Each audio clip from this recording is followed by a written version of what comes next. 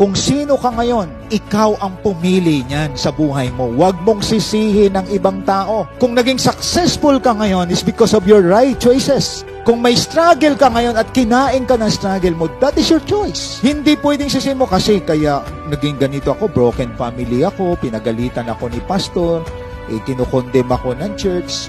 Kamangmangan yan, mga kapatid. Ang taong matalino, kahit sira ang pamilya na pinanggalingan mo, aayusin mo buhay mo. You have no right to blame anyone for your present condition. Immature ang tao at irresponsable kapag sinisisi mo ang lahat sa pagkalugmok mo sa buhay mo. That is your choice. Hindi nagkulang ang Diyos sa atin.